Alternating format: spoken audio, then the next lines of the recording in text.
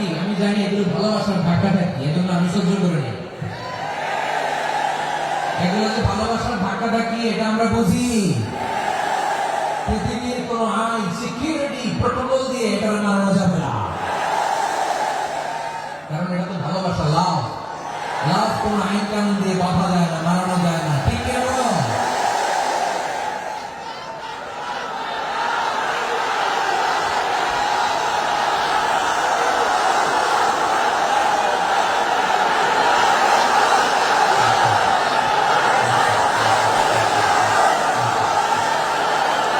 ঠিক আছে, বসো।